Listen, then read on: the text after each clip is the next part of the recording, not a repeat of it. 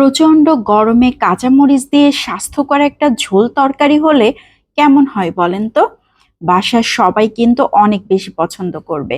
এখানে আমি কয়েক পিস ইলিশ মাছ আর ইলিশ মাছের মাথাটাকে ছোট ছোট টুকরা করে কেটে নিয়েছি। আধা চা চামচ করে লবণ হলুদ আর 1 চা চামচ সরিষার তেল দিয়ে খুব ভালো করে মাখিয়ে নিচ্ছি। সরিষার তেল দিলে কিন্তু হলুদ লবণগুলো মাছের গায়ে খুব ভালোভাবে মাখতে পারে, এই কারণে আমি দিয়েছি। চুলাতে একটা প্যান বসিয়ে সয়াবিন তেল দিয়ে দিয়েছি 2 টেবিল চামচ। একে একে মাছগুলোকে দিয়ে দিচ্ছি। মাছগুলোকে উল্টে পাল্টে ভেজে নিতে হবে। ইলিশ মাছ খুব বেশি ভাজবো না, হালকা করে ভেজে নিলেই হয়ে যাবে। একটা সাইড হয়ে গিয়েছে, আমি উল্টে দিচ্ছি।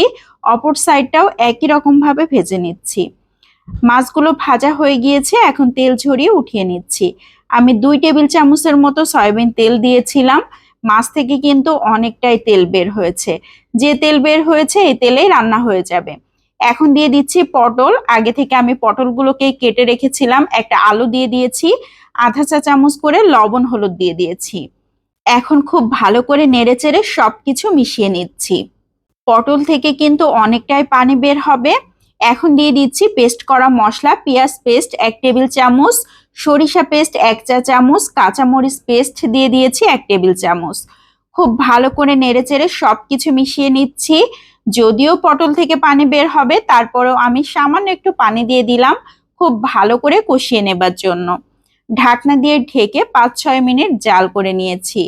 পটলগুলো একদমই সিদ্ধ হয়ে গিয়েছে, এখনো অনেকটাই পানি রয়েছে।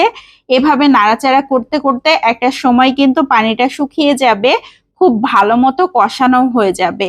তরকারি যত ভালো করে কষানো যায় খেতে কিন্তু ততটাই মজার হয়। এখন দিয়ে দিচ্ছি ঝোলের পানি। আমি এখানে 1.5 কাপের মতো পানি দিয়েছি। ঝোলটা যে যেমন পছন্দ সেভাবে রাখতে পারেন, সেই অনুপাতে পানি দিলেই হয়ে যাবে। মাছগুলোকে দিয়ে দিচ্ছি। সবকিছু নেড়ে চেড়ে খুব ভালো করে মিশিয়ে নিচ্ছি। এখন ঢাকনা দিয়ে ঢেকে আবারও 4-5 মিনিট জাল করে নিব।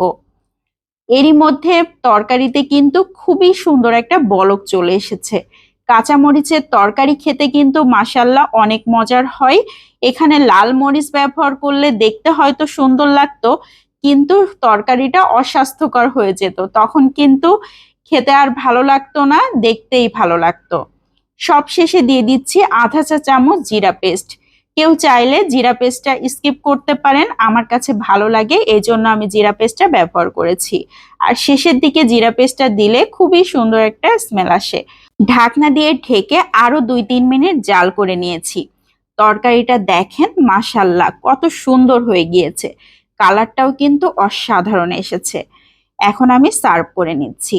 এরকম একটা ঝোল তরকারি হলে গরম গরম ভাত খেতে আর কোনো কিছুই লাগবে না। এক তরকারি দিয়ে বাসার সবাই পেট ভরে ভাত খেয়ে নেবে। অসাধারণ টেস্টি হয়।